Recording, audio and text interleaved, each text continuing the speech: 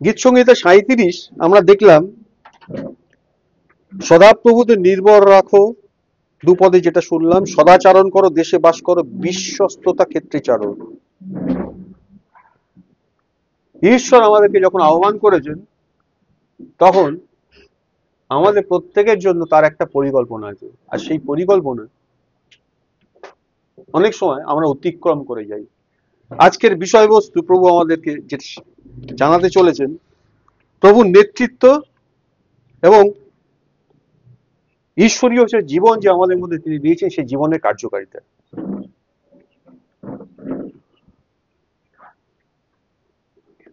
কিভাবে আমরা প্রভুর নেতৃত্বকে জানতে পারি?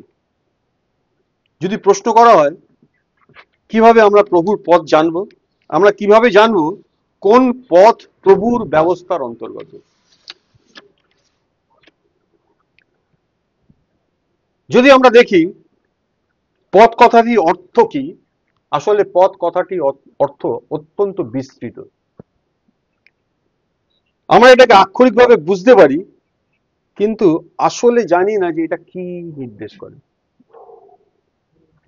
প্রভুর পথ আক্ষরিকভাবে কথাটা আমরা বুঝি। বাইবেল বলছে, আর ঈশ্বর মসিকে জানালেন আপনার পথ ও ইসরায়েল সন্তানগণকে আপনার কার্য সকল। একটা আইডিয়া করে নি, আক্ষরিকভাবে এটা বুঝতে পারি, মনে হয় যেন আমরা বুঝি, কিন্তু আসলে জানি না এটা কি নির্দেশ করে, কি দেখায়। এটা সমুদ্রের বিশাল বিস্তৃতির কথাটার সঙ্গে তুলনা করা যায়। কথাটা বোঝা সহজ, কিন্তু আসলে এটা কি বোঝায় সেটা জানা কঠিন। আমরা বলতে পারি যে প্রভুর পথসমূহ সমুদ্রের বিশাল বিস্তৃতির থেকে মহৎ। What is the way of the Lord? বাইবেলে প্রভুর পথের বিষয়টা অত্যন্ত বিস্তৃতভাবে রয়েছে।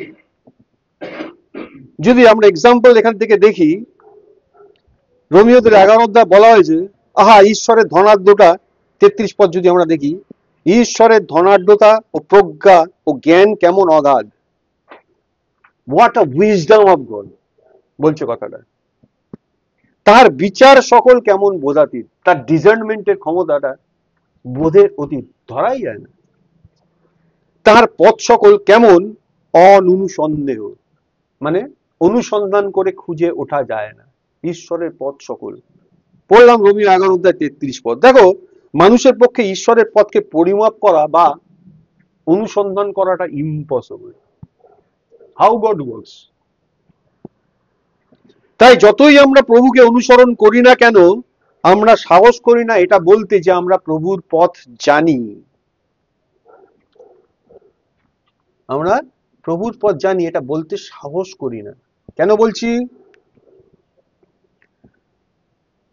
যদি সংকীর্ণ অর্থে দেখি, যেটা হয়তো সহজে বোঝা যায়, কোনো বিশেষ বিষয় প্রভুর পথ জানা মানে, কোনো বিশেষ বিষয় প্রভুর পথ জানা মানে অ্যাকচুয়ালি প্রভুর নির্দেশনা জানা বা প্রভুর নেতৃত্বকে জানা, তার লিডারশিপটাকে জানা, তিনি কি চাইছেন সেটা জানা। সংকীর্ণ বিষয়।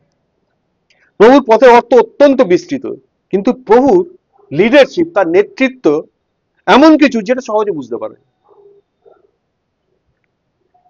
প্রভুর নেতৃত্ব ও দিক নির্দেশটা জানা তুলনামূলকভাবে প্রভুর পথ জানার থেকে সহজ। প্রভু একটা পরিকল্পনা করেছেন, প্রভুর একটা প্ল্যান আছে, সেই প্ল্যানটা এক্সিকিউশনের মধ্যে রয়েছে।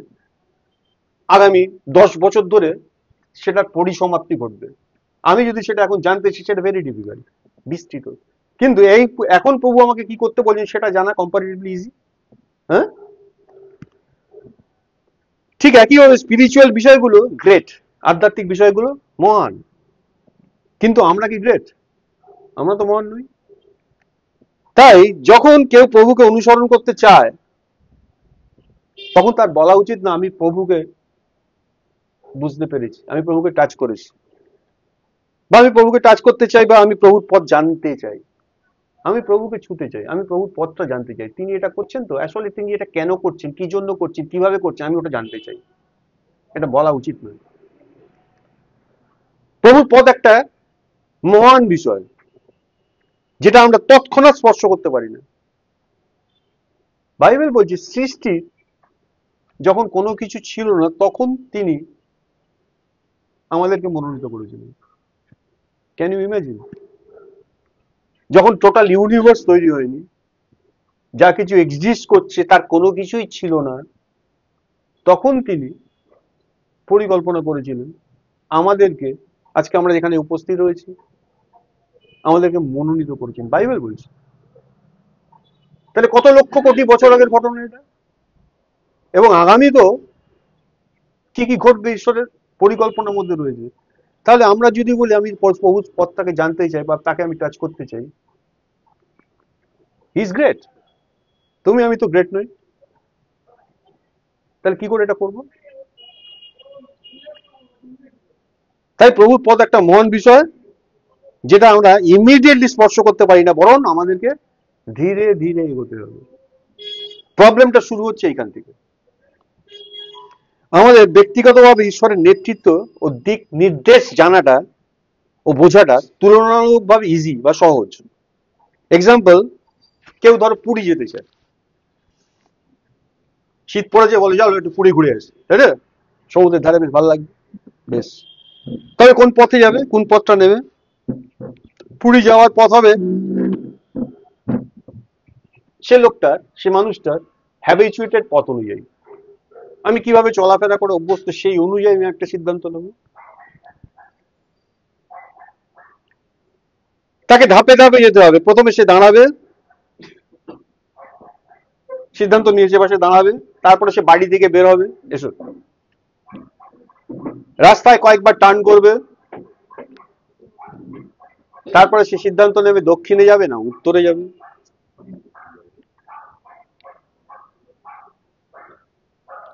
সেই জন্য সে কি করবে, পথে কয়েকজনকে কাউকে কাউকে জিজ্ঞাসা করবে, আচ্ছা পুরী যাবো, কিভাবে গেলে সুবিধা হবে বলুন তো? তখন লোকেরা তাকে বলবে পুরী যাওয়ার ইজিয়েস্ট ওয়ে হচ্ছে ট্রেনে করে যাওয়া। দু চারজন বললো কথাটা, বেশ ভালো কথা। তখন সে কি করবে, সে ট্রেনের স্টেশনে যাবে, সে টিকিট কাটবে, সে প্ল্যাটফর্মে যাবে, ট্রেনের জন্য অপেক্ষা করবে, ট্রেনটা যখন আসবে ট্রেনে উঠবে, অবশেষে পুরী যাওয়ার জন্য সে ট্রেনে উঠবে। এই যে স্টেপস গুলো বললাম, খুব ঝামেলা পড়লো না? কত কিছু করতে হলো তাকে। আসলে আমরা প্রত্যেকে যারা প্রভুকে অনুসরণ করি, তাদের বাস্তবিক ও দৃঢ় হতে হবে, অস্পষ্ট বা অসাবধানে নয়।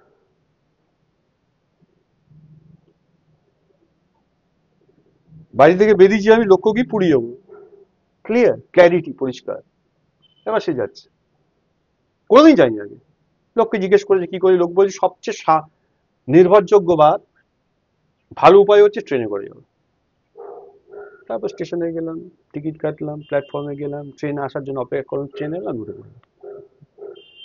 Clear concept, clear conscience, destiny Puri, কিভাবে যাচ্ছি, স্টেপ বাই স্টেপ। তাহলে যারা প্রভুকে অনুসরণ করে তাদের কি হতে হবে, এই বাস্তবিক রিয়েলিটিতে থাকতে হবে। ম্যাজিক হচ্ছে না জীবনে, এটা কোনো ম্যাজিক হলো? ম্যাজিক হবে না। না দেখা যাক, বেরিয়ে তো পড়লাম, না এরম নয়। অনেক সময় প্রভু আমাদের একটা সেন্সেশন দেয়, একটা অনুভূতি দেন, আমাদের স্পর্শ করেন তাকে ফলো করার জন্য। আমরা যদি শুধুমাত্র তাকে অনুসরণ করি তাহলে সবকিছু ঠিক থাকবে। কিন্তু অনেক সময় আমরা বরং ভাবতে ভালোবাসি কিভাবে আমরা প্রভুর পথ জানবো, বুঝবো। প্রভুর কাছে এসেছি, প্রভুর আহ্বান এসছে, এবার ভাবতে শুরু করেছি, আচ্ছা কিভাবে আমার জীবনটাকে এগিয়ে নিয়ে যাবো প্রভুর উদ্দেশ্যে। আমরা ভাবতে শুরু করি। এই ভাবার অর্থ হচ্ছে যেন আমরা প্রভুর থেকে এগিয়ে যাওয়ার চেষ্টা করছি। প্রভু আমার জন্য একটা পরিকল্পনা করেছেন, আমি সেটা ভাবতে চাইছি, আমি প্রভুর থেকে অ্যাডভান্স হতে চাইছি। যেহেতু প্রভু চান আমরা তাকে অনুসরণ করি, তাই আমাদের উচিত নয় তাকে ওভারটেক করে এগিয়ে যাওয়া, তাড়াহুড়ো করে তার পথ জানা বা বোঝার চেষ্টা করা। আচ্ছা প্রভু তাহলে এই করেছে, তার মানে এটার পরে ওটা, ওটার পরে এটা, ওটার পরে ওটা, না, আমাদের বলেনি এটা করতে। আমাদের উচিত শুধুমাত্র তাকে ফলো করা, কেবলমাত্র তাকে অনুসরণ করা।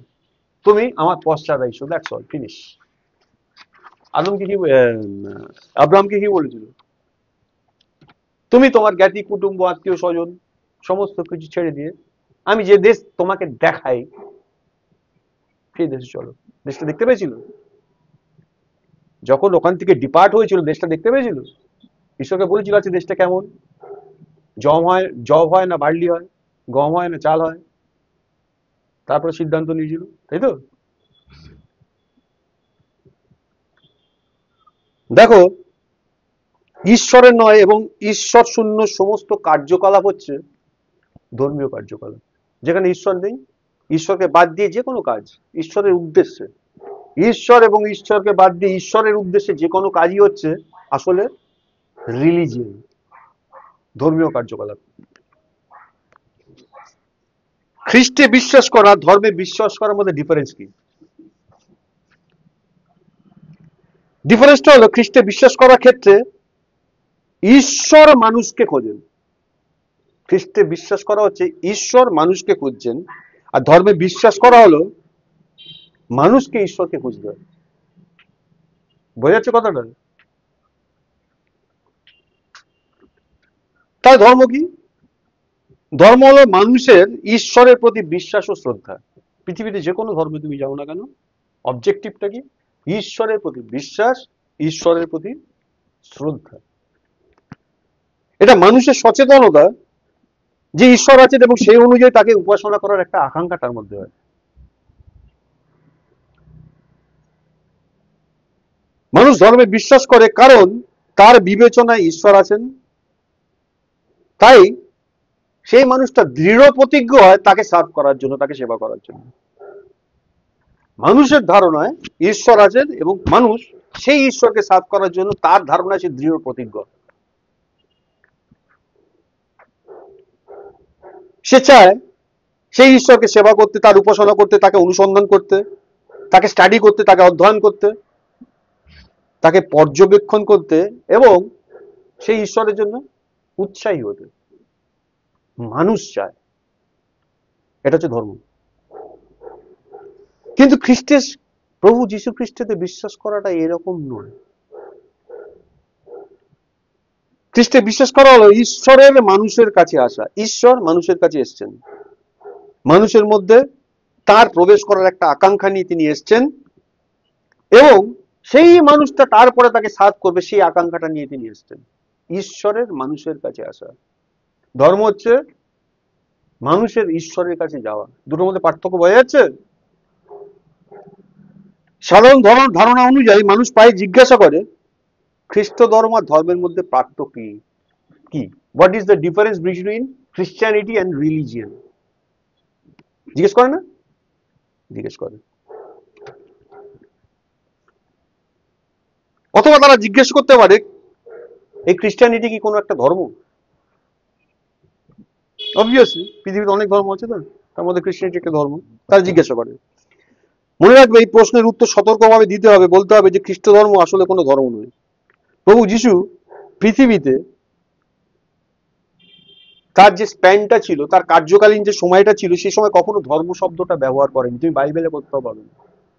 ইভেন পরবর্তীকালে তার যে প্রেরিতরা ছিলেন তাদের কার্যকলাপেও তারা কখনো এই ধর্ম শব্দটাকে ব্যবহার করেননি।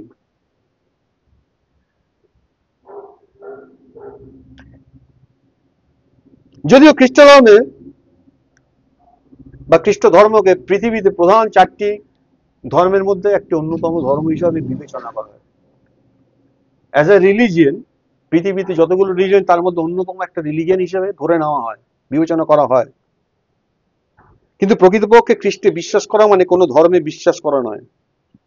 আমরা এভাবে ব্যাখ্যা করতে পারি যে যারা সত্যি খ্রিস্টে বিশ্বাস করে তারা খ্রিস্টের অনুসারী, খ্রিস্ট ধর্মের অনুসারী নয়। They are follower of Christ, not the follower of Christianity. বোঝা গেল কি কিছু? কেন কথাটা বলছি, কেন আজকের দিনে দাঁড়িয়ে এই কথাটা ঈশ্বর আমাদের বলতে চাইছেন? দেখো, ধর্মে বিশ্বাস করার অর্থ কি? মানুষ ধর্মে বিশ্বাস করে তার কারণ তারা অনুভব করে যে ঈশ্বর আছেন এবং ঈশ্বরকে শ্রদ্ধা ও সেবা করতে হবে। They are bound to serve God. এটা মানুষ বিশ্বাস করে। কিন্তু যারা খ্রিস্টে বিশ্বাস করে তারা এরকম নয়। তারা সেই সব মানুষের মতো নয় যারা নিজেদের উদ্যোগে ঈশ্বরকে উপাসনা করে, কারণ তারা এটা অনুভব করেন যে ঈশ্বর আছেন এবং তাকে উপাসনা করা উচিত। মানুষ খ্রিস্টে বিশ্বাস করার প্রতিটি ঘটনাই ঈশ্বরের উদ্যোগে ঘটে। যারা খ্রিস্টের অনুসারী তারা তাদের বিশ্বাস করার প্রতিটি ঘটনা না তাদের উদ্যোগে ঘটে না, ঈশ্বরের উদ্যোগে ঘটে। দুটোর মধ্যে তফাৎ করার চেষ্টা করো। তুমি যদি যাত্রা পুস্তক 3:1-6 পড়ো, সেখানে তুমি দেখতে পাবে মসির বিবরণের কথা লেখা আছে। ঈশ্বর মসিকে খুঁজতে এসেছিলেন যখন তিনি তার শ্বশুর জিত্রর মেষ চালাচ্ছিলেন। যখন তিনি পশুপালক ছিলেন তিনি ঈশ্বরকে খুঁজছিলেন না, ঈশ্বর তাকে খুঁজতে এসেছিলেন। ঠিক একইভাবে যখন শৌল কণ্টকের মুখে পদাঘাত করছিল তখন ঈশ্বর তাকে খুঁজতে এসেছিলেন। তুমি প্রেরিতদের পত্র পড়ে দেখবে 26 অধ্যায়। একইভাবে মথিতে তুমি যদি দেখো, প্রভু যীশু খ্রিস্ট পিতর আর আন্দ্রিয়কে বললেন আমাকে অনুসরণ করো, যখন তারা তাদের কাজ করছিল, কেউ ঈশ্বরকে খুঁজছিল না।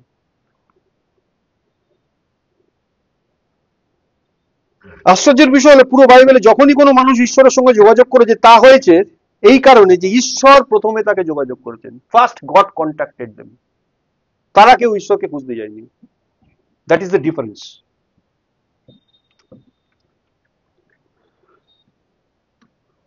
ঈশ্বর প্রথমে ইয়োবকে খুঁজে পেয়েছিলেন, তারপর ইয়োব তাকে সেবা করেছিল। তুমি যদি ইয়োবের পত্র পড়ো, ইয়োবের পুস্তক 38 অধ্যায় থেকে 42 অধ্যায় তুমি দেখতে পাবে। একইভাবে ঈশ্বর প্রথমে মসিকে খুঁজে পেয়েছিলেন, তারপর মসি তাকে সার্ভ করেছিল। বাইবেলে এমন কোনো ঘটনা নেই যেখানে কোনো মানুষ ঈশ্বরকে সেবা করেছে কারণ সে প্রথমে ঈশ্বরকে সেবা করার একটা চিন্তা করেছিল বা উদ্যোগ নিয়েছিল, তাই থেকে সে ঈশ্বরকে সেবা করেছে। বাইবেলে এরকম ঘটনা তুমি কোথাও পাবে না। পুরো বাইবেলই কেবল ঈশ্বর বা ঈশ্বরের মানুষকে খুঁজে পাওয়ার কথা বলে। গোটা বাইবেল তুমি যদি দেখো, সেখানে ঈশ্বর মানুষকে খুঁজে বার করছেন সেই কথা বলছে। যিশাইয়ের কথা যদি দেখি, একদিন যিশাই একটা ভিশন দেখলেন, একটা দর্শন দেখলেন এবং প্রভুর কণ্ঠ শুনতে পেলেন।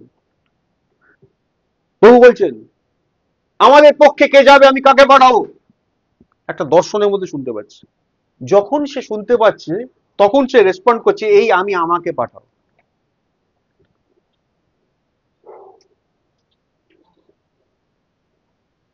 একটা মিটিং হচ্ছিল আর যিশাই গিয়ে বললো আমাকে পাঠাও, ওরকম ঘটেনি। ভালো করে বুঝি। একইভাবে জিরোমের ক্ষেত্রে যদি দেখি, একটা দর্শন দেখার পর তিনি উঠে দাঁড়ালেন এবং ইসরায়েলের কাছে সেই দর্শনের কথাগুলো গিয়ে বললেন, যেটা ঈশ্বর তাকে আদেশ করেছিল। তুমি যদি জিরোমি 1:4-19 পড়ো, ঈশ্বর তাকে আদেশ করলেন আমার প্রজাদেরকে গিয়ে এই কথা বলবে। তারপর জিরোমে উঠে দাঁড়ালেন, গিয়ে বললেন। জিরোমের কোনো উদ্যোগ ছিল না। দানিয়েলের ক্ষেত্রে যদি দেখি, দানিয়েল একটা দর্শন পেয়েছিলেন, তারপর তিনি সেই দর্শন অনুসারে উপবাস ও প্রার্থনা করতে শুরু করলেন। আর তারপর কি ঘটলো, তিনি ঈশ্বরকে অনুরোধ করলেন যেন ঈশ্বর জেরুজালেমকে পুনরুদ্ধার করেন। তখন এক্সাইলে ছিল, বন্দির দশা ছিল ইসরায়েল। দানিয়েল 7-9 যদি পড়ো তুমি দেখতে পাবে। পুরো বাইবেলেই দেখায় যে ঈশ্বর প্রথমে কোনো মানুষকে খুঁজে পান, তারপর সেই মানুষটা ঈশ্বরকে সার্ভ করে। প্রথমে ঈশ্বর তাকে খুঁজে বার করেন, তারপর সেই মানুষটা ঈশ্বরকে সার্ভ করে। যারা ধর্মে বিশ্বাস করে তারা ঈশ্বরকে সেবা করার জন্য একটা ইনিশিয়েটিভ নেন। ধর্ম হচ্ছে ঈশ্বরকে সেবা করার জন্য একটা উদ্যোগ নেওয়া। কিন্তু যারা খ্রিস্টে বিশ্বাস করে তারা ঈশ্বরের প্রেরণা, ঈশ্বরের স্পর্শ পাওয়ার পরে কে ঈশ্বরকে সার্ভ করে, not before that.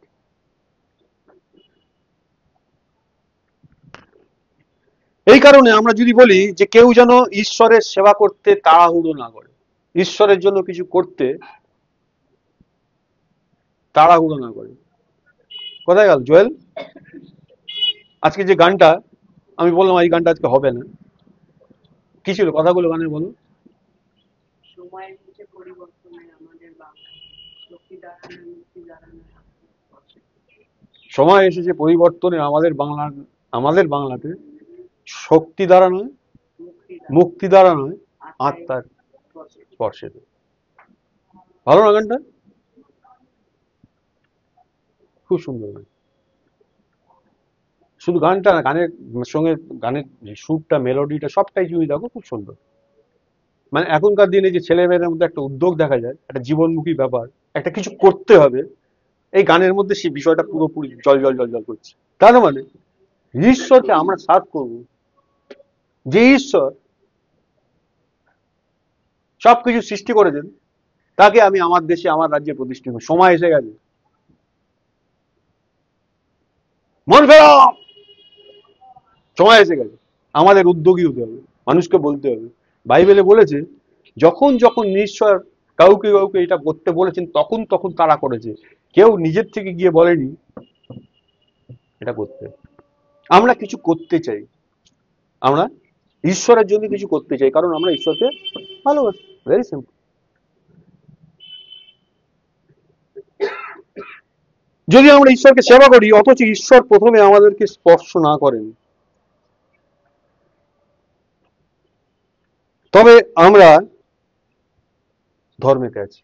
We are in religion. আজকে বলে দিলাম কথাটা।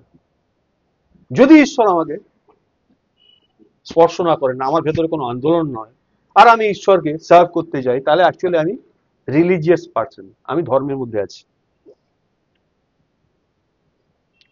এটা রূপকভাবে বলতে গেলে, অনেক মানুষ বাইরে খ্রিস্টান নামের একটা সাইনবোর্ড ঝোলায়, আর ভেতরে তারা ধর্মীয় ব্যবসায় লিপ্ত। দে আর ইন দ্য রিলিজিয়াস বিজনেস। তারা নামমাত্র খ্রিস্টান, কিন্তু বাস্তবে তারা রিলিজিয়াস পিপল, তারা ধর্মীয় মানুষ। আচ্ছা, খ্রিস্টান হওয়া কি?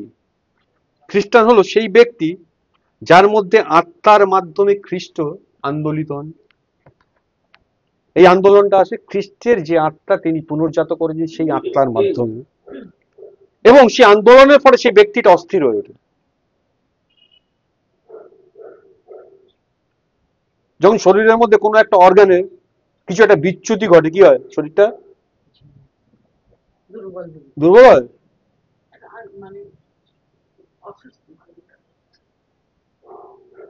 পেটে গ্যাস হয়েছে, কি আমি জানি, একটা শরীরটা কি হয়? অস্থির অস্থির করে।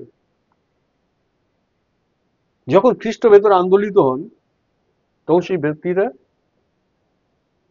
আর এই আন্দোলনটা খ্রিস্ট করেন এই আত্মার মধ্যে দিয়ে, তখন সেই ব্যক্তিটা অস্থির হয়ে পড়ে। এবং অ্যাট দ্যাট টাইম, যখন প্রচন্ড গ্যাস হয়, তখন কি হয়? সেই সময় মনে হয় একটু বমি হয়ে গেলে ভালো হতো, তাই না? ঠিক একই ভাবে খ্রিস্ট যখন আন্দোলিত হয়, সেই সময় তার ঈশ্বরকে সার্ভ করা ছাড়া অন্য কোনো উপায় থাকে না। That is the only way ওই অবস্থা থেকে বেরোনো।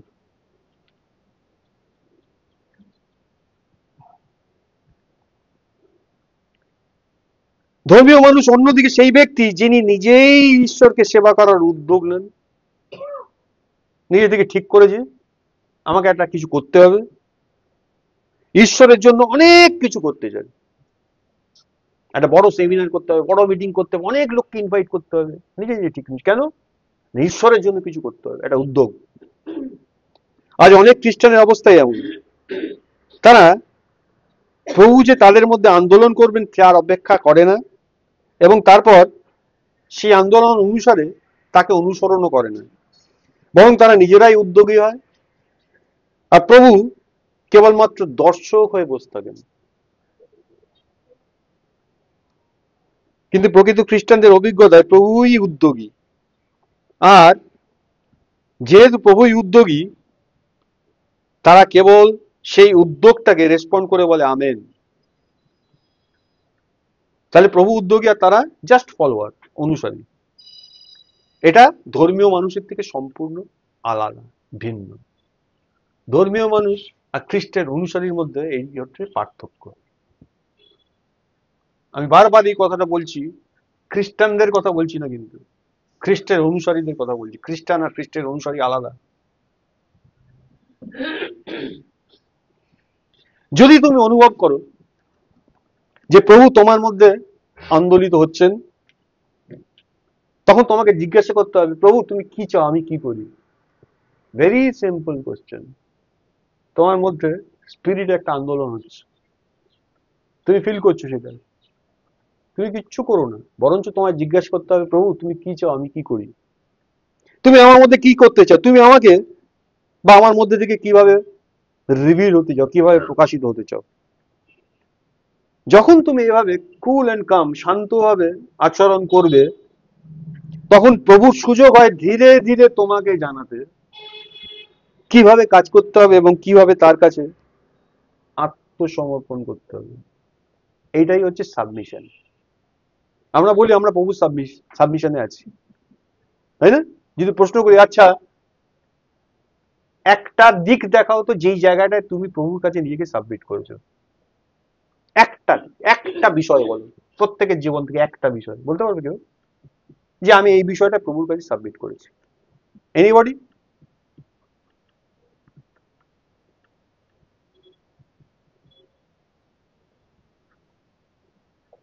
আমরা বলি আমি প্রভুর বশ্যতার অধীনে আছি, আমি প্রভুর কাছে তার বশ্যতা মেনে নিয়েছি। আমরা বলি, কাকে বলে বশ্যতা স্বীকার করা বা তার অধীনে থাকা কাকে বলে? যখন আমি একটা কিছু করতে চাচ্ছি আর প্রভু আমাকে বললেন এইটা করবে না, এইটা করো, তখন যদি আমি ওইটা না করে সেইটা করি যেটা প্রভু বললেন, সেটা হচ্ছে আত্মসমর্পণ করা। আমি যেটা করতে চাইছি সেটার থেকে বিরত হয়ে প্রভু যেটা করতে বলছেন সেটা বলা, সেটা করা। একটা ইনসিডেন্ট বল, আমরা যা কিছু করেছি আজ অব্দি কি করেছি? প্রভুকে ভালোবেসে প্রভুর জন্যই করেছি, আমরা করেছি।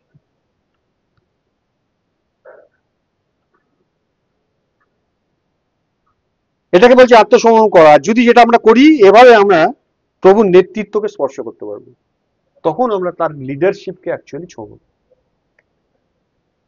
এটাকে বিস্তৃত অর্থে যদি বলা হয়, তুমি তোমার জন্য প্রভুর ইচ্ছাকে স্পর্শ করবে, আমি আমার জন্য প্রভুর ইচ্ছাকে স্পর্শ করব।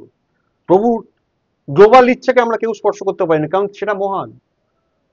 আমার জন্য প্রভুর কি কি ইচ্ছা আছে সেটা জানতে পারা আমার পক্ষে যথেষ্ট, সেই পথে চলাটাই আমার পক্ষে শ্রেয়। তোমার জন্য কি প্ল্যান আছে সেই পথটা আমার অনুসন্ধান না করলেও চলবে, কিন্তু সেটা আমার ব্যাপার নয়। তোমার হৃদয়ে যদি তুমি প্রভুর হৃদয়ের আকাঙ্ক্ষাকে অনুভব করো, তখন তুমি প্রভুর সাথে সহভাগিতা চালিয়ে যেতে পারবে এবং আরো তার দ্বারা আন্দোলিত হবে, কারণ তুমি অভ্যাসের মধ্যে চলে যাচ্ছে, তুমি এবার বুঝতে শিখে গেছো কোনটা প্রভুর থেকে হচ্ছে। তারপর তুমি সঙ্গে সঙ্গে এই আন্দোলন অনুসরণ করতে পারবে এবং তাকে খুঁজতে পারবে, বলবে প্রভু তুমি কি চাও, আমি তোমার জন্য কি করি, তুমি কিভাবে এটা আমার মাধ্যমে কার্যকর করতে চাও, এই যে বিষয়টা আমার মধ্যে আসছে তুমি কিভাবে চাও এটাকে আমি করি। তুমি তখন প্রভুকে প্রশ্ন করবে। প্রভুর জন্য শান্তভাবে অপেক্ষা করাটাই হচ্ছে সঠিক পথ। প্রভু আমরা যেন তোমার পথ বুঝতে পারি, প্রার্থনা করি না? এখানে নীতি হলো আমাদের উচিত নয় আন্দোলিত হওয়া নিজের থেকে, যতক্ষণ না প্রভু আমাদের মধ্যে আন্দোলিত হন। আমরা কি হয়, আমরা নিজেরাই অনেক কিছু করি প্রভুর জন্য, যখন প্রভু নিস্তরঙ্গ হয়ে আছেন, তিনি কিছু চাচ্ছেন না, তিনি কিছু বলছেন না আমরা করতে, আমরা করি। কিন্তু অধিকাংশ খ্রিস্টান এরকম নয়। অতীতে প্রভুর কাছে আসার আগে তারা পৃথিবীতে খ্যাতি ও অবস্থানকে অনুসরণ করেছিল, আর তখন সেই সময় তারা তাড়াহুড়ো করতে অভ্যস্ত ছিল। তারা একটা সিদ্ধান্ত নিত, সেটাকে এক্সিকিউট করতে তারা হ্যাবিচুয়েটেড ছিল। কিন্তু এখন তারা প্রভুর দ্বারা উদ্ধার প্রাপ্ত হয়েছে, দে আর রিডিমড। তাই প্রভু তাদেরকে সামান্য স্পর্শ করলেই তারা তাদের পুরনো অভ্যাসে আবার ফিরে যায়, সেই অভ্যাসটা আবার প্রকাশিত হয়, তাড়াহুড়ো করে তারা ইমিডিয়েটলি একটা অ্যাকশন নিতে যায় প্রভুর জন্য।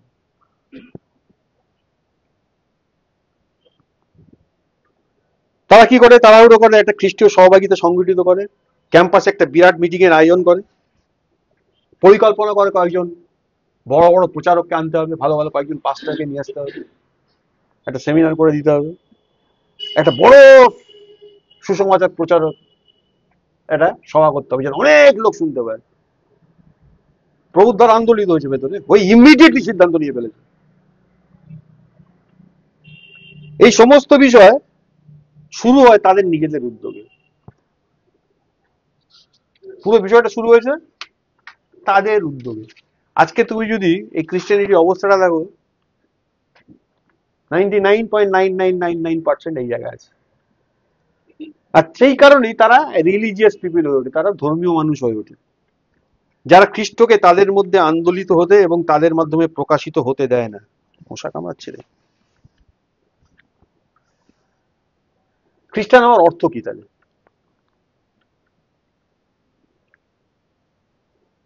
এর অর্থ হলো যখন খ্রিস্ট তোমার মধ্যে আন্দোলিত হন আর তুমি তার আন্দোলনটাকে অনুসরণ করো। খ্রিস্ট আমার মধ্যে রিপুল দিচ্ছে, খ্রিস্ট আমার মধ্যে একটা কিছু জাগাচ্ছে, আমার মধ্যে একটা উত্তেজনা সৃষ্টি হচ্ছে, আর আমি সেই উত্তেজনাটাকে ফলো করি, সিদ্ধান্ত নিই। যদি একদিন তিনি বলেন, হে আমার প্রিয় সন্তান, আমার কাছে এসো, আন্দোলন হচ্ছে, কিছু বলছেন না তিনি, আমি অপেক্ষা করছি। একদিন তিনি যখন বলেন আমার কাছে এসো, তখন তাকে জিজ্ঞাসা করতে হবে, প্রভু তুমি কি চাও, আমি তোমার জন্য কি করি? He is calling me. ভালো করে বিষয়গুলো লক্ষ্য করি। সমুয়েল যখন ঈশ্বরের গৃহেতে শুয়েছিল, বাচ্চা সমুয়েল, ছোট সমুয়েল, আর ঈশ্বর তাকে ডাকছেন, সমুয়েল সমুয়েল, জাস্ট কলিং। ও ছুটে ছুটে যাচ্ছে এলির কাছে। এলিকে কি বলছে, আপনি আমায় ডেকেছেন? এলি বলছে, না, তো তোমায় লাগেনি, তুমি বল শুনে যাও, গিয়ে অবশ্যই করো। তিনবার এরকম ঘটনা ঘটার পর এলির কাছে রিভিল হয়েছে ঈশ্বর ওকে ডাকছেন। এবার এলি এই পথে অনেক দিন চলেছেন, ঈশ্বরের ভয়েস, ঈশ্বরের রিপল তার জীবনে এসেছে। এখন সে বৃদ্ধ হয়ে গেছে, চোখে দেখতে পায় না। তিনি শিখিয়ে দিচ্ছেন, তিনি গাইড করছেন, নেক্সট টাইম যখন এই ঘটনাটা ঘটবে তুমি রেসপন্ড করে কি বলবে, সদাপ্রভু বলুন আপনার দাস শুনছে। Very simple. তারপরে ঘটনা আমরা জানি, অন্যতম একজন মহান ভাববেদী হিসেবে সময়ের প্রতিষ্ঠা হয়, ঈশ্বর তাকে ব্যবহার করেন। তাহলে যখন এই আন্দোলনটা আমরা আমাদের মধ্যে টের পাবো, প্রভু যখন বলবেন, হে আমার প্রিয় বৎস আমার কাছে এসো, কি বলতে হবে? আমরা যদি গিয়ে চুপ করে দাঁড়িয়ে দাঁড়িয়ে থাকি, কিচ্ছু হবে না। কি বলতে হবে?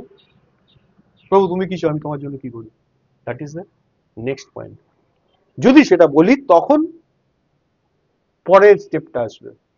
কিছু কিন্তু আমরা পড়লাম, মনুষ্যের পদবিক্ষেপ সকল সদাপ্রভু কর্তৃক স্থিরীকৃত হয়। আমি কোন স্টেপটা নেবো সেটা আগে থেকে তার ঠিক করা আছে। যদি ওটা আমি আমার স্টেপটা ঠিক করি, তাহলে that is not according to the way of Lord, সেটা প্রভুর পথ অনুযায়ী হবে না। যদি পৌলের বিষয়টা দেখি, পল প্রভুর সঙ্গে সাক্ষাৎ করার পর প্রথম যে কথাটা বলেছিল তা হলো, আপনি কে প্রভু? তখন প্রভু তাকে বললেন, আমি যিশু যাকে তুমি তাড়না করছো, ওঠো শহরে যাও, সেখানে তোমাকে কি করতে হবে সেটা বলা হবে। কখন প্রভু রিপ্লাই করলেন? যখন শৌল বলল, প্রভু আপনি কি? আমি যিশু যাকে তুমি তাড়না করছো। কণ্টকের মুখে পদাঘাত করার তোমার স্বভাব হয়। প্রভু আমি তাহলে কি করবো? শহরে যাই, কি করতে হবে তোমার বলা হবে, দ্যাটস অল, পুড়িয়ে গেল। এইবার আমরা ভালো করে দেখি এর মধ্যে দিয়ে প্রভু কি শেখাচ্ছেন। প্রথম দিন থেকেই পল প্রভুর সঙ্গে সাক্ষাৎ করে একটা শিক্ষা লাভ করেছিল। পল বুঝতে পেরেছিল এর আগে তিনি যা কিছু করেছিলেন বা করছিলেন সেটা ছিল অনলি ধর্মীয় কার্যকলাপ, অনলি রিলিজিয়াস অ্যাক্ট। বাইবেল পৌলের সম্বন্ধে, তখন পৌল না, তিনি শৌল ছিলেন, তার সম্বন্ধে কিভাবে ব্যাখ্যা যে তিনি প্রচন্ড উদ্যোগী ছিলেন সদা প্রভুর পক্ষে, ঈশ্বরের পক্ষে তিনি উদ্যোগী ছিলেন। তিনি প্রভুর জন্য অত্যন্ত উৎসাহী ছিলেন। আর মহাযাজকের কাছে গিয়ে, দামাস্কাসে যে সভাগৃহগুলো ছিল দম্মেশকের, সেখানে যতজন সেই পথে অনুসারী অর্থাৎ খ্রিস্টকে অনুসরণ করে তাদেরকে বেঁধে জেরুজালেমে যাতে আনতে পারে তার জন্য একটা অথরাইজড লেটার আনতে যাচ্ছিল। জেরুজালেম থেকে সে যাচ্ছিল জেরুজালেমে। কেন না? ওই পথের অনুসারী বলে যারা আছে তাদেরকে বেঁধে যাতে আনতে পারে, তাই হাইয়েস্ট অথরিটি মহাযাজকের কাছ থেকে একটা অথরাইজড বা অথরাইজেশন নিয়ে আসতে হবে যাতে সে ওটা করতে পারে। কেন ওটা করতে চায়? কারণ এরা ঈশ্বরের শত্রু, আর আমি ঈশ্বরের বন্ধু। আমি ঈশ্বরকে ভালোবাসি, তাই ঈশ্বরের প্রতি আমার উদ্যোগ আছে, তাই এটা আমার করণীয়, তাই আমি এটা করতে চাচ্ছি। এটা ছিল পৌলের প্ল্যান। প্রেরিত 9 অধ্যায় তুমি যদি পড়ো এটা দেখতে পাবে। তাহলে দামাস্কাসে বা দম্মেশকে যাওয়ার সিদ্ধান্তটা কার ছিল? That is from God or from Paul himself?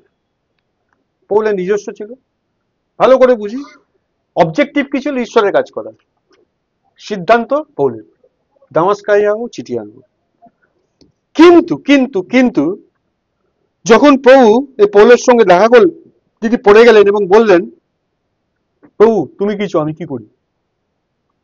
তুমি 22 অধ্যায় 10 পদ যদি পড়ে দেখো, তারপর থেকে তার সমস্ত কাজই, তারপর থেকে ফ্রম দ্যাট পয়েন্ট অনওয়ার্ডস তার সব কাজ ছিল প্রভুর। যখন প্রভু তার মধ্যে আন্দোলিত হলেন তখন তিনি আন্দোলিত হলেন, যখন প্রভু তার মধ্যে আন্দোলিত হলেন না তিনিও আন্দোলিত হলেন না। প্রত্যেকটা স্টেপস অ্যাকর্ডিং টু লর্ড। তার সমস্ত বাহ্যিক আন্দোলনই ছিল প্রভুর ইন্টারনাল আন্দোলনের এক্সপ্রেশন। খ্রিস্টান হিসেবে আমাদের মধ্যে একজন আছেন যিনি আন্দোলিত হন। আমি তোমার আত্মাকে নতুন করে দেবো আর আমার আত্মাকে তোমাদের অন্তরে স্থাপন করবো, বুঝেছো? তার খ্রিস্টান হিসেবে আমাদের মধ্যে একজন আছেন যিনি ওই রিপলটাকে ধরেন, আন্দোলিত হন। তিনি যখন আন্দোলিত হন আমরা আন্দোলিত হই। তবে মনে রাখতে হবে এই প্রসঙ্গে, আমরা কিন্তু পুতুল নই। অনেকে বলে রোবট, সুতো টানলে চলে, খ্রিস্টান হচ্ছে রোবট না। আমরা ওই ফিদায় বাহিনী নই, আমাদের শিখিয়ে দিল আর আমরা দৌড়লাম না। আমরা পুতুল নই। কেন পুতুল নই? পুতুল কারা? যাদের কোনো অনুভূতি নেই, চিন্তা নেই, স্নেহ নেই, মতামত নেই, তারা পুতুল। আমরা পুতুল নই। আমরা জীবন্ত সত্তা, আমাদের মন আছে, আবেগ আছে, ইচ্ছা আছে, এর পাশাপাশি প্রবণতাও আছে, আবার পছন্দও আছে। তাই আমরা নিষ্ক্রিয় নই, ইনঅ্যাক্টিভ নই, বরং আমরা সহযোগী এবং আত্মসমর্পণকারী। রোবটের আত্মসমর্পণ করার দরকার আছে? মালিক যেভাবে চালায় রিমোট দিয়ে সেভাবেই চলে। আমরা তা নই। আমাদের একটা ইচ্ছা আছে, আমাদের স্নেহ আছে, আমাদের আকাঙ্ক্ষা আছে, আমাদের জীবন্ত সত্তা আছে, আবেগ আছে, ইচ্ছা আছে, আমাদের পছন্দ আছে। তাহলে প্রভু আমাদের যখন চালাচ্ছেন আমরা আমাদের বিষয়গুলোকে সাবমিশনে নিয়ে যাই। এটা হচ্ছে আত্মসমর্পণ। পৌলকে যখন বললেন প্রভু যিশু উঠে দাঁড়ান, শহরে প্রবেশ করো, তোমায় কি করতে হবে বলা হবে। পৌলের প্ল্যান পুরো ভেস্তে গেল। কি প্ল্যান ছিল?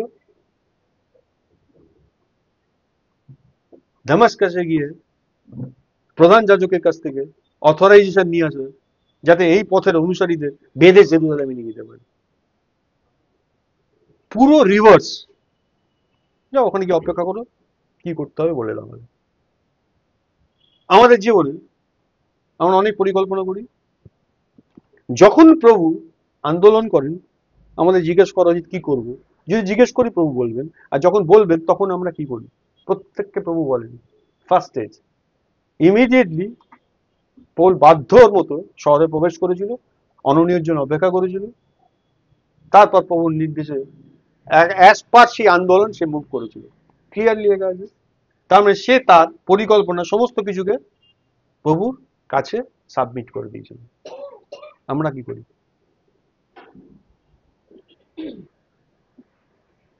একটা বড় প্ল্যান করা হয়েছে, অমুক তারিখে একটা বড় মিটিং হবে, অনেক লোক আসবে, আমরা ঠিকঠাক করে নিয়েছি। আর প্রভু বললেন ওই দিনকে তুমি বাড়িতে বসে উপবাস প্রার্থনা করবে। আমি উদ্যোক্তা, কি করব? বলবো শয়তান দূর হ, তাই না? চিরকাল শয়তান দূরে থাকবে, আমিও চিরকাল দূরে থাকবো। কোনোদিন প্রভুর ইচ্ছাকে বুঝতে পারবো না, কারণ আমি ধর্মীয় মানুষ, আমি রিলিজিয়াস, আমি কিছু করতে চাইছি প্রভুর জন্য। আমার বোঝা যাচ্ছে? তোমার প্রশ্ন ছিল এই ধরনের অনেক দিন ধরে, প্রভুর পথ কিভাবে জানবো।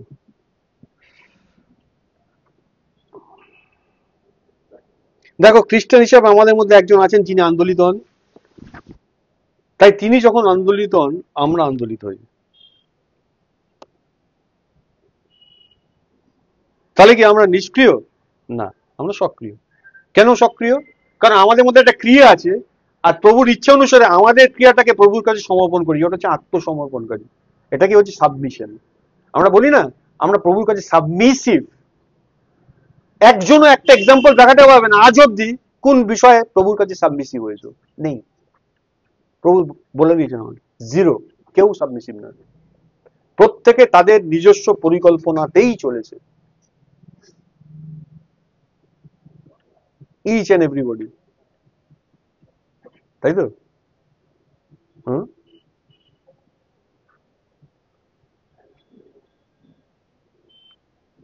আত্মসমর্পণ মানে হলো আমাদের মধ্যে আন্দোলিত হওয়া সেই ব্যক্তির সঙ্গে চলা, যিনি আমাদের মধ্যে আন্দোলন করছেন, তিনি যেভাবে চলছেন আমাকে সেইভাবে চলা। এটাই আমাদের প্রভুর সঙ্গে ইউনিটি, প্রভুর সঙ্গে আমাদের একতা। কেবল তখনই আমরা আন্দোলিত হই যখন প্রভু আমাদের মধ্যে আন্দোলিত হয়। এটাই খ্রিস্টানের পথ, that is the way of খ্রিস্টান। আইসো আমরা তাহার পথে চলি, প্রভুর সঙ্গে চলি, প্রভুর পথে চলি। বলে কিভাবে কিভাবে প্রভুর পথে চলবে? বলে পাঁচটা যেভাবে বলে দিয়েছে সেই অনুযায়ী চলতে হবে, তাই তো? হ্যাঁ কি না? চলবি কি চলবি না? বলছে হ্যাঁ চলবে। বলে পাঁচটা তোকে বলে দিয়েছেন ডান দিকে যাও, আর যিশু তোর ভেতরে বললেন বাঁ দিকে যাও, কোনটা বলবি? কেন? কেন? Yes. এবার তুই ঠিক করলি, পাঁচটা আর কিছু বলেনি, একটা সুন্দরী মেয়েকে তোর পছন্দ হয়েছে, তোর কলেজের বান্ধবী, 1 বছরের জুনিয়র, মিষ্টি দেখ, আর মেয়েটি তোর কাছে পড়াশোনার জন্য সাহায্য চাইতে আসে, আর তুই তাকে একটু পড়াশোনা হেল্প করিস। আস্তে আস্তে কয়েক মাস কেটে যাওয়ার পর তোর বেশ ভালো লেগেছে, মনে মনে ঠিক করে নিয়েছিস এরকমই একটা জীবন সঙ্গী, একেই আমার চাই। একদিন প্রভু বললেন জাস্ট ফরগেট ইট, ভুলে যাও, এটা তোমার জন্য নয়। তখন কি বলিস? শয়তান দূর হতো। হুম, কি বলিস? ভুলে যাবি? হ্যাঁ হ্যাঁ, আমি মজা করে বলছি, এগুলো আমাদের জীবনের এক্সপিরিয়েন্স। যখন পাস্টার বললো, আমি একদম বোল্ডলি এটা বলতে পারছি, পাস্টার আমাকে বললো আজকে অমুক দিনে অমুক কাজটা তুমি করবে, আর ভেতরে ঈশ্বর একটা আন্দোলন করছে না এই দিনে তুমি এই কাজটা করবে, তখন পাস্টার একটা বাদ দিয়ে আমি ওটা করি। কিন্তু যখন আমার একটা ব্যক্তিগত পছন্দের বিষয় আছে, সেটা করবো বলে আমি ঠিক করে এগিয়ে যাই, আর প্রভু সেই সময় ভেতর আন্দোলন করে বলেন না এটা তুমি করবে না, তখন বলি শয়তান দূর হবে, এটা প্রভুর থেকে আসছে না। কেন করি? বলতে পারবে কেন করি? কারণ সেই তুল্য মূল্য বিচার করি, কারণ আমরা রিলিজিয়াস, কারণ আমরা ধর্মী। আমি প্রভুর পক্ষে উদ্যোগী, ঠিক আছে। আসলে প্রভু কখন আমার সঙ্গে কথা বলেন, প্রভু কখন আমার মধ্যে রিভিল করেন, বারবার মনে রাখবে প্রভু যখন কথা বলবেন আর সেই কথা যদি আমি রেসপন্ড না করি, দ্বিতীয়বার প্রভু আর কথা বলবেন না।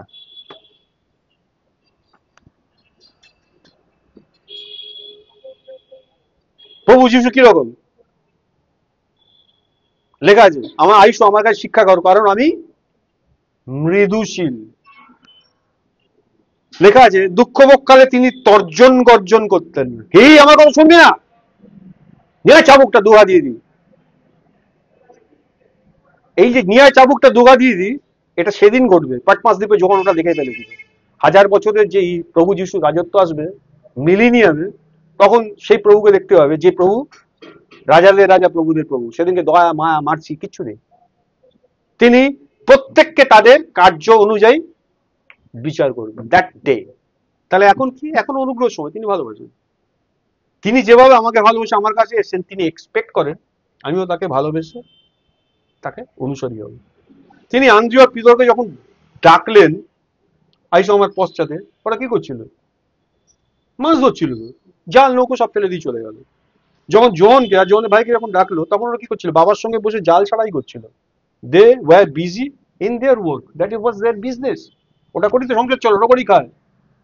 ইমিডিয়েটলি তারা জাল বাবাকে ফেলে দিয়ে চলে গেল। বাইবেলে যিশু তার এক্সাম্পলের মধ্যে অনেকবার এই কথাগুলো বলেছেন, যে কেউ আমার পশ্চাৎ আসিতে ইচ্ছা করে সে আপনাকে অস্বীকার করুক। এই আপনাকে মানে কি?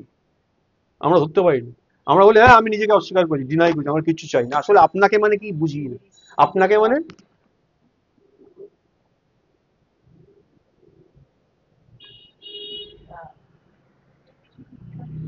বলেন আমার কোনো ইচ্ছা টিচ্ছা নেই প্রভু, তুমি যা বলবে সেটাই ফাইনাল, তাই না? তাহলে আপনাকে কি, যে আপনাকে অস্বীকার করে, প্রথম কন্ডিশন সে নিজেকে অস্বীকার করুক, প্রত্যেক দিন নিজের ক্রুশ তুলে নিক, প্রত্যেক দিন, কথাটা খুব ইম্পর্টেন্ট, বা রোজ এটাকে মনে করি, একবার রিকল করি। ওয়ান্স আপন এ টাইম আমি একদম আমার নিজের ক্রুশ তুলে নিয়েছিলাম, তারপর ভুলে গেছি না। এই পৃথিবীতে যতদিন বেঁচে আছি প্রত্যেক দিন এটা আমাকে রিকল করতে হবে, আমি আর জীবিত নেই।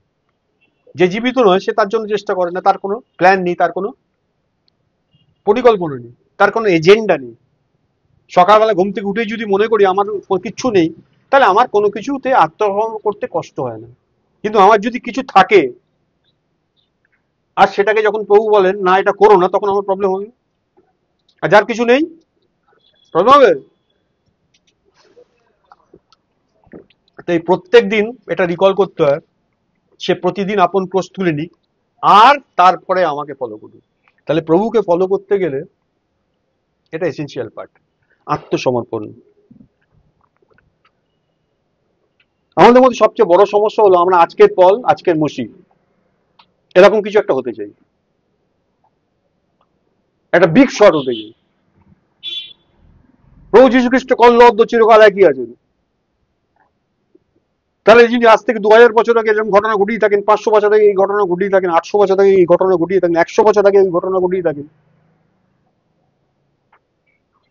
2025-এও যদি পৃথিবীর অমুক জায়গায় অমুক ঘটনা ঘটিয়ে থাকেন, তাহলে আজকে আমার মধ্যেও ঘটাবেন না কেন? একটা বিগ শট চাই আমরা। দয়া করে মনে রাখবে, মসি হওয়ার আকাঙ্ক্ষা দ্বারা আমরা কিন্তু মসি হতে পারি না। আমার মধ্যে একটা ডিজায়ার আছে যে আমি মসি হতে চাই, আর সেটার জন্য আমি মসি হতে পারবো নয়, জগৎ নয় এটা। আমার একটা আকাঙ্ক্ষা আছে বড় ইঞ্জিনিয়ার হবো, সেই মতো আমি পরিশ্রম করেছি, সেই মতো পড়াশোনা করেছি, আমি তার ফল পাবো, আমি একদিন বড় ইঞ্জিনিয়ার হবো, সেটা হওয়া যায়। কিন্তু আমি পৌল হতে চাই, আমার একটা আকাঙ্ক্ষা আছে, আমি মসি হতে চাই, তার জন্য আমি কি করছি, তাদের ইমিটেট করছি। ভালো করে শুনি কথাটা, তাদেরকে কি করছি, অনুকরণ করার চেষ্টা করছি। আমি কোনোদিন তাদের মতো হতে পারবো না। মানুষ এটা ভুল করে, খ্রিস্টানরা এটা ভুল করে। ঈশ্বরই মানুষকে মসি আর পল হতে বেছে নিয়েছেন। কে মসি হবে কে পল হবে এটা ঈশ্বর ডিটারমিন করেছে, তিনি ঠিক করেছেন। তাই তিনি বেছে নেন আর তারপর তিনি ডাকেন। আজ আমাদেরকে তাদেরকে অনুকরণ করার কোনো উপায় নেই। আমাদের প্রথম সমস্যা হলো আমরা স্পিরিচুয়াল জায়েন্ট হতে চাই, বড় করে কিছু করতে চাই। আমাদের দ্বিতীয় সমস্যা হলো আমরা একটা গ্রেট গসপেল প্রচারক হতে চাই, একটা মহান সুসমাচার প্রচার করতে চাই। আর পঞ্চসপ্তমীর পরে ভিতরে প্রচার শুনে 3000 লোক একসঙ্গে প্রভুর পদে এলো, উফ, গায়ে কাটা দিচ্ছে প্রভু। সেই উদ্দীপনাটা শরীর মধ্যে, সেই আত্মা আমার মধ্যে আছে, তো বেরিয়ে গেলাম প্রচার করতে। ওরকম একটা রিভাইভাল চাইছি, আমরা চাই। প্রভু কি চাইছেন? আমরা মনে করি অন্তত ক্যাম্পাসে একটা বড় মিটিং করব, একটা বড় করে প্রচারকের কাজ করতে হবে।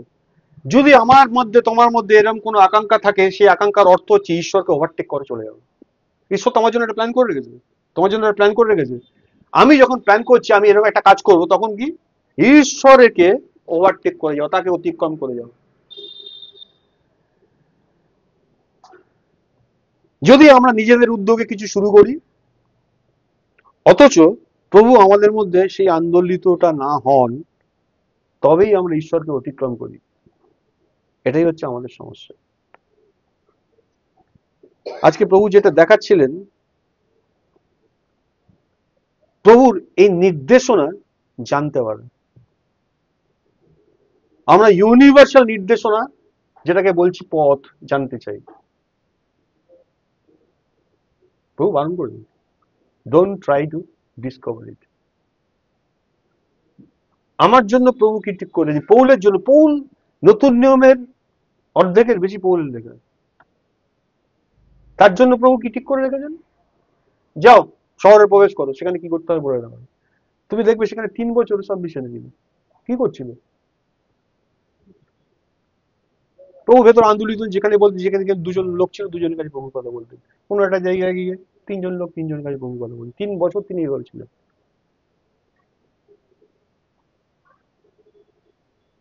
সেই পোলকে পোল করার জন্য প্রভু আরেকজনকে ব্যবহার করেন, তার নাম অননীয়, আনানিয়াস। বাক্য বলছে, বাইবেলে একবারই অননীয় কথার উল্লেখ করা আছে, আর কোথাও নেই। তাহলে অননীয় কোনো একটা বড় প্রচারক নয়, বিরাট বড় প্রেরিত কিছু নয়, তার জীবনে এমন কোনো, কি বলবো আমরা, কোনো মিনিস্ট্রিও দেখতে পাই না। ইভেন ফিলিপের মিনিস্ট্রির কথা বাইবেলে লেখা আছে, তাই না? স্টিফানেরও মিনিস্ট্রি ছিল, পরিচর্যার কাজ ছিলেন, অননীয় বিষয় কিছু নেই। আর সেই অননীয়কে দেখো, ভেতরের আন্দোলনের সঙ্গে যারা রেসপন্ড করে তারা really the follower of Christ. যখন দামাস্কাসে রাস্তায় এই ঘটনা ঘটছে আর পৌলকে স্ট্রাইভ করেছে প্রভু যীশু খ্রিস্ট, আর তাকে নির্দেশ দিয়েছে, তাকে বলেছে শহরে প্রবেশ করো, সেখানে কি করতে হবে বলা যাবে। প্যারালি আরেকটা জায়গায় প্রভু ঘটাচ্ছেন, অননীয়র সঙ্গে প্রভু মিট করেছেন, তার ভেতরে একটা আন্দোলন নিয়ে এসছেন, আর তাকে একটা ভিশন দেখাচ্ছেন যে অমুক জায়গায় অমুক বাড়িতে তার সে শোল বলে এক ব্যক্তি বসে আছে, আর সে ভিশনে দেখতে পাচ্ছে অননীয় বলে একজন তার কাছে আসছে, তার জন্য প্রার্থনা করবে। তাই অননীয়, তুমি যাও, তার জন্য প্রার্থনা করো।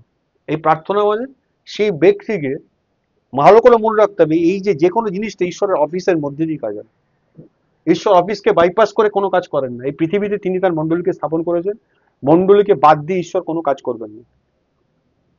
কেউ যদি মনে করে আমি উদ্যোগী হয়ে কিছু করব, সে সার উদ্যোগী করছে, ঈশ্বর তাকে করতে বলছেন না, বা তাকে তাকে কোনো সাপ্লাইও দেবেন না ঈশ্বর। এবার সে অননীয় কি করলো, সে অ্যাকর্ডিং টু আন্দোলন, একটু আগে যেটা বলছিলাম আমার মধ্যে একটা হলো, প্রভুকে ভালোবাসে, প্রভুর জন্য উদ্যোগী, সবই ঠিক আছে, সে আন্দোলনকে ফিল করে, কিন্তু এমন একটা বিষয় প্রভু তার সামনে আনছেন, ওর বুদ্ধিতে সেটা বোধগম্য হচ্ছে না, অননীয়র বুদ্ধিতে বোধগম্য হচ্ছে না। অননীয়র বুদ্ধিতে পৌল কিরকম ব্যক্তি, তার সে শৌল একটা নিষ্ঠুর ব্যক্তি, প্রচুর প্রভুর অনুসারীদেরকে হত্যা করেছে বা হত্যার অনুমোদন করেছে। অন্যতম একজন প্রভু শ্রেষ্ঠ শিষ্য স্টিফানকে মেরেছে, মারতে সাহায্য করেছে।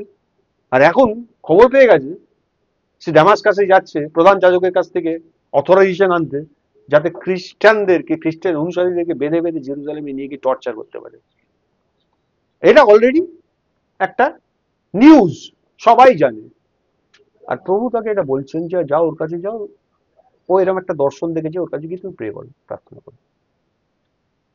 এবার অননীয় রিয়েল চিন্তার সঙ্গে এই যে ঘটনাটা অ্যাবসলিউটলি আলাদা। এবার ও প্রশ্ন করলো প্রভুকে, প্রভু শুনেছি লোকটা এরকম, এটা দেখো একটু আগে বলছিলাম আমরা রোবট নই, আমরা পুতুল নই, আমাদের মাইন্ড, উইল, ইমোশন, আকাঙ্ক্ষা, ভালোবাসা সব আছে, স্টিফানের সব, অননীয় সব আছে। অ্যাকর্ডিং টু দ্যাট এবার ডিজাইন করতে পারছে না, আন্দোলনটা এসছে, প্রভুকে প্রশ্ন করলো। প্রভুকে প্রশ্ন করার কোনো আপত্তি নেই, প্রভু উত্তর দিলেন, না তুমি যাও, আমি ওকে দেখিয়ে দিই যে আমার জন্য ওকে কি সাফারিং এর মধ্যে দিয়ে যেতে হবে, ওর জীবনে সাফারিং শুরু হবে, আর আমি ওকে লিড করবো। ব্যাস, অননীয় সেকেন্ড কোনো কথা বললেন না, কারণ ওই আন্দোলন অনুসারে অননীয় রেসপন্ড করলেন, অননীয় চলে গেলেন, গিয়ে কি বললেন, গিয়ে অ্যাজ ইউজুয়াল দেখলেন গিয়ে যেরকম ভাবে প্রভু বলছিলেন সেভাবে সেই বাড়িতেই সে অবস্থিতি করছে, আর গিয়ে বললে, ভ্রাত পৌল, প্রভু আমাকে তোমার বিষয়ে বলেছেন, এখন ওঠো, তোমার পাপ ধুয়ে ফেলার জন্য প্রভু যীশু খ্রিস্টের নামে বাপ্তাজিত হয়, দ্যাটস অল, সিম্পল। আর সে তার মাথায় হাত দিয়ে প্রার্থনা করলো, আর লেখা আছে অমনি যেন তার চোখ থেকে আঁচটা পড়ে গেল, ব্লাইন্ড হয়ে গেছিল দামাস্কাসের পথে, ইমিডিয়েট হিল্ড হয়ে গেল। অননীয় কাজ শেষ। অননীয় অ্যাকর্ডিং টু আন্দোলন মুভ করেছে, প্রভু যা বলেছেন তাই করেছে। একটা জায়েন্ট তৈরি হচ্ছে, ওই জায়েন্টটাকে কে তৈরি করছে, প্রভু তৈরি করছেন। খেলে অননীয় পাঠ আছে, প্রভুর পাঠ আছে, প্রভুর চার্চের পাঠ আছে। পরবর্তীকালে যখন 3 বছর ওখানে থাকার পর ও বিল্ড আপ হয়েছে, কি বিল্ড আপ হয়েছে বলতো, একটা জিনিসে বিল্ড আপ হয়েছে, আমার ইচ্ছাকে বাদ দিয়ে প্রভুর কাছে সমর্পণ করা। এইটাই 3 বছর লেগে গেছে। ঠিক যেভাবে মসির মতো ব্যক্তি 40 বছর ধরে মিশরীয়দের সমস্ত শিক্ষায় শিক্ষিত হয়ে রাজপুরুষ, আর প্রভু তাকে পাঠিয়ে দিয়েছেন গিদিওনের দেশে মেষ চড়াবে। একটা পরজাতি লোক তার মেষকে চড়ায়। কত বছর? 40 বছর, 40 ইয়ার্স। তার সময় লেগেছে তা কি করতে? আত্মসমর্পণ করতে। এর মধ্যে দিয়ে সে আত্মসমর্পণ শিখে গেছে। আফটার 40 ইয়ার্স কেটে যাওয়ার পর এই অবস্থায় যখন মসির বয়স 80 বছর, তখন অনেক পর মধ্যে একটা দর্শন পেল। আর সেই দর্শনটাকে বললো, মসি তোমার পা থেকে জুতো খুলে ফেলো, কারণ যে জায়গায় দাঁড়িয়ে আছে সেটা পবিত্র। মসি কিরম লোক? মসি সায়েন্টিস্ট, বিজ্ঞান জানে, লেখাপড়া জানে একজন লোক, গাঁজাগুড়ি গল্পে বিশ্বাস করে না। ও কেন পাহাড়টা উঠে গেছিল কাছ থেকে দেখার জন্য? ঝোপটা আগুনে জ্বলছে অথচ পুড়ছে না, how is it possible? Science এটাকে অ্যালাউ করছে না, তাই ওটাকে এক্সামিন করতে চলে গেছিল। বিজ্ঞান লেখাপড়া আছে তো, ভেতরে কাজ করছে। ইমিডিয়েটলি যখন শুনলো এই স্থান পবিত্র, কি করলো? কেন করলো? কোথায় গেল বিজ্ঞান টিজ্ঞান? ওই 40 বছরের প্র্যাকটিস হয়ে গেছে সাবমিশনে। 40 বছর প্রিপারেশন টাইম লেগেছে। তারপর তাকে ঈশ্বর ব্যবহার করছেন তার বৃহৎ জাতিকে ইজিপ্ট থেকে বের করার জন্য। তখন লিডারটা তৈরি করা যাচ্ছে। একদিনে হয় না কোনো জিনিস, হয় কি? আমাদের দৈনন্দিন জীবনে আমরা কোনোদিন প্রভুর ডাকে রেসপন্ড করিনি। আমাদের যা ইচ্ছা হয়েছে তাই করি। আমরা প্রভুকে অবভিয়াসলি ভালোবাসি, কিন্তু আমাদের যেটা ইচ্ছা হয়েছে, যেটা মনে হয়েছে, যেটা ঠিক বলেছি সেটাই করেছি। প্রভু প্রথম প্রথম কথা বলতেন, তারপর প্রভু কথা বলা বন্ধ করে দিয়েছেন। প্রভু কথা বলেননি। কিন্তু বাইবেল একটা কথা বলছে, যে কোনো হারানো জিনিস প্রভু কিন্তু অপেক্ষায় থাকে। হারানো শিখি, হারানো মেষ, ফাইনালি হারানো পুত্রের কথা বলা আছে। হারানো শিখির ক্ষেত্রে যার শিখি হারিয়েছিল সে খুঁজতে গিয়েছিল, কারণ শিখি নিজে নিজে ফিরে আসতে পারেন, আছে তার ডিপেন্ড করার কোনো স্কোপ নেই। মেষের ক্ষেত্রে তারও ডিপেন্ড করার কোনো জায়গা ছিল না, তাই মালিক তাকে খুঁজতে গিয়েছিল। কিন্তু হারানো পুত্রের ক্ষেত্রে বাবা খুঁজতে যায়নি, গিয়েছিল সেই পুত্রকে রিপেন্ড করে ফিরে আসতে হয়েছিল। কি রিপেন্ড করেছিল? কি রিপেন্ড করে বলেছিল? না না, আমি আর তোমার পুত্র নামের যোগ্যই নই। আমি যে তোমার অনুসারী, আমি যে নিজেকে একজন খ্রিস্টান বলবো সেই বলার যোগ্যতাই আমার নেই, কারণ everything I did that is a mace. আমি যা কিছু করেছি সব তোমার পথের বিরুদ্ধে, তোমার ইচ্ছার বিরুদ্ধে। যা কিছু করেছি জীবনে, এভরিথিং এগেইনস্ট ইউ। তাই আমি আর তোমার পুত্র নামের যোগ্যই নই। তথাপি ভেতরে একটা আকাঙ্ক্ষা আছে। কি আকাঙ্ক্ষা? বাবার বাড়িতে চাকর বাকরেরা, তারা ছেলে নয়, তারা কেউ পুত্রকন্যা নয়, কিন্তু চাকর বাকর, কিন্তু বাবার বাড়িতে থাকলে ভালো থাকে। তাই আমাকে একটা চাকর বাকরের মতো রাখবে। That is the attitude of god. ফিরে আসছে এবারে। যখন ফিরে আসছে তখন আমরা দেখতে পাচ্ছি আবার পুরনো অবস্থা ফিরিয়ে দিচ্ছে ঈশ্বর। এনিওয়ে, সেটা আজকের বিষয় নয়। তাহলে প্রভুর নির্দেশনা জানা একটা জিনিস, তার পথ জানা একটা জিনিস। আমরা তার পথ কখনোই জানতে পারি না, কারণ হি ইজ গড। কিন্তু আমরা তার নির্দেশনাটা জানতে পারি, তিনি কি ডাইরেক্ট করছেন সেটা জানতে পারি। কিভাবে জানতে পারি? যখন আমরা প্রত্যেক দিন তার সাবমিশনে থাকি, প্রত্যেক মুহূর্তে তার বশ্যতাধীন থাকি। তিনি আমাদের মধ্যে আন্দোলন করলে আমাদেরকে সেই দিনের বিষয়টা দিয়ে দেন। প্রভু বলছেন, কল্যকার বিষয় ভাবিত হবে, দিনের কষ্ট দিনের জন্যই যথেষ্ট। কথাটা সিগনিফিকেন্স কি? আজ থেকে এক মুহূর্ত পরে কি ঘটবে আমরা জানি না, প্রভু তো পুরো ব্যাপারটা জানেন, কিন্তু পুরো এন্টায়ারটা প্ল্যান করেছেন। আমাকে বলছে লিভ ইট, আজকের যেটা তোমাকে টাস্ক দেওয়া হয়েছে ওইটাই কি 100%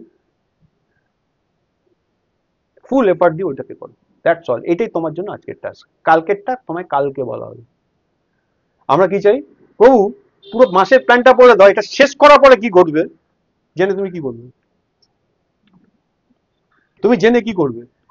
তার মানে তুমি প্রভুর থেকে অ্যাডভান্স হতে চাইছো, আমি প্রভুকে ওভারটেক করে যেতে চাইছি। এটা যখনই আমরা চেষ্টা করি তখন আমরা কি হয়ে যাই? আমরা রিলিজিয়াস পিপল হয়ে যাই। প্রভু বলছেন 3 জনকে গিয়ে, 3টে লোক ছিল, তার মধ্যে একজনকে প্রভুর কথা বলার জন্য প্রভু ভেতরে একটা আন্দোলন করেছে। আন্দোলনটা শুনে মনে হলো ঠিক আছে এটাকে তো বলবোই, কিন্তু বাকি দুটোকেও তো বলা উচিত। ঈশ্বর তো প্রত্যেক মানুষের জন্য এসেছেন। ভালো করে শুনি, এটা আমার জীবনের ব্যক্তিগত এক্সপিরিয়েন্স থেকে বলছি। প্রভু দেখালেন যে এই ব্যক্তিকে কাছে টু দ্য পয়েন্ট সুসমাচারটা বলার দরকার আছে। তারা 3 বন্ধু ছিল, তার মধ্যে এক বন্ধুর কথা বললো। আমার কি মনে হলো, প্রভু থ্যাংক ইউ, তোমায় ধন্যবাদ দিই, মনে মনে ঠিকঠাক করে নিয়ে বা তাকে সুসময় বলবো। কিন্তু যখন বলতে যাচ্ছি মনে হচ্ছে বাকি দুজনকে তো জানানো উচিত না, কিন্তু কেউই তো, প্রভু তো চেয়েছেন সকলকেই প্রভু আহ্বান করে দিন, সকলকেই ডেকে দিন। আবার কে গ্রহণ করবে করবে না প্রভুর ব্যাপার, কিন্তু সকলকেই বলা উচিত।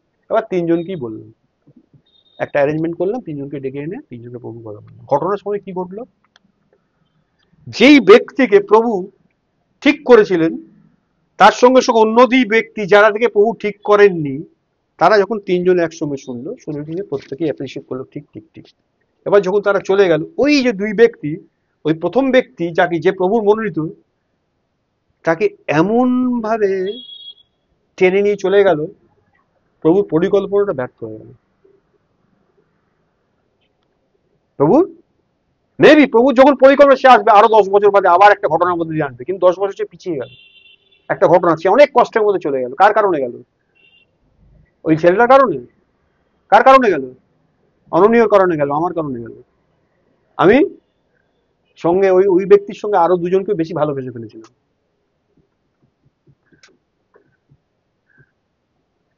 তাহলে বিচার দিনে যদি আমাকে প্রভু জিজ্ঞেস করেন, সেদিন তো তোমাকে আমি বলে দিয়েছিলাম একে বলো, তুমি বাকি দুটোকে বলেছিল, একসঙ্গে 3 জনকে ডেকে বলেছিল কেন?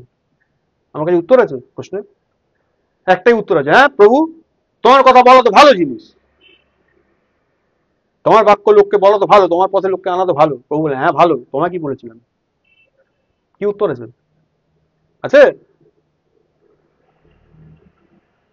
তাই ডে বাই ডে প্রভু এটা শেখাচ্ছেন, অ্যাজ পার তার রিপল, তার আন্দোলন, সেই আন্দোলনকে অনুসরণ করে আমায় চলতে বলছে, নাথিং মোর। আর যখন সেটা আমি করব, তার জন্য অবভিয়াসলি সেটাকে ফলো করতে গেলে আমাকে আত্মসমর্পণ করতে হবে। আর সেই আত্মসমর্পণ সম্পূর্ণ হলে তখন আমরা সেই গ্লোরিটা দেখতে পাবো, সেই মহিমাটা দেখতে পাবো। আমেন। প্রভু ধন্যবাদ দিই। এটা কিন্তু শেষ হয়নি। আজকের বিষয় যেটা বললাম, এটা করতে গেলে পরের যে ঘটনা ঘটবে, যখন আমরা এই আন্দোলনকে রেসপন্ড করি, তখন কি হয়, এর সঙ্গে সঙ্গে প্রভুর যে কাজ তিনি আমাদের মধ্যে শুরু করেছেন, বাইবেল বলছে সে কাজ তিনি শেষ পর্যন্ত সমাপ্ত করবেন। তার কাজ, এই যে কাজটা, সেটা বলছে জীবনের কাজের ধারা, দ্য ফাংশনালিটি অফ লাইফ। সেই লাইফ যেটা তিনি দিয়েছেন, আমার জীবন না, তার দেওয়া জীবনটা যে ফাংশন, তার একটা নিজস্ব কাজ আছে। সেই কাজটা কি এর সঙ্গে সম্পৃক্ত হয়। যখন আমি ওটাকে রেসপন্ড করি, ওই কাজটা তখন অ্যাক্টিভেটেড হয়, তখন ওই ঘটনাটা ঘটে, তখন প্রভুর ইচ্ছা যেমন স্বর্গে তেমনি পৃথিবীতে সিদ্ধ হয়। যখন আমি আমারটা পারফর্ম করি, আমার ইচ্ছেটা, তখন কিন্তু ওটা হয় না। আমেন। তাই প্রভু নেক্সট দিন যদি বাঁচিয়ে রাখেন, নেক্সট পার্টে আমি যাব। প্রভু ধন্যবাদ দিই, প্রার্থনা করি। মঙ্গলময় প্রভু, তোমায় ধন্যবাদ দিই, তোমারই গৌরব করি। আরো একবার প্রভু তুমি আমাদের সঙ্গে কথা বললে। হ্যাঁ প্রভু, তুমি আমাদেরকে ভালোবাসো, তাই তো আমাদের মধ্যে তুমি প্রত্যেক দিন তোমার সেই ভালোবাসার কথা বলে চলেছো প্রভু। আমাদেরকে প্রস্তুত করছো যেন আমরা সূক্ষ্ম থেকে সূক্ষ্মতর ভাবে তোমার বিষয়গুলো বুঝতে পারি এবং সেই পথে অগ্রসর হতে পারি। আবার সেই পথের বিষয় তুমি অলরেডি বলে দিয়েছো, যাতে আমরা কোনোভাবে মিসগাইডেড না হই, যে সেই পথ সংকীর্ণ, সেই পথ দুর্গম, খুব কম লোক সেটা দিয়ে যায়, কিন্তু যতজন সেটা দিয়ে যায় প্রভু, তার আলটিমেটলি সেই মহিমাতে গিয়ে পৌঁছয়। হ্যাঁ প্রভু, তোমার সেই মহিমার যাওয়ার পথ আমরা মনোনীত করেছি।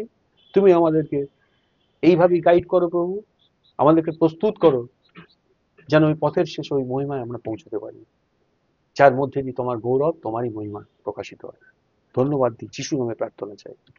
আমেন।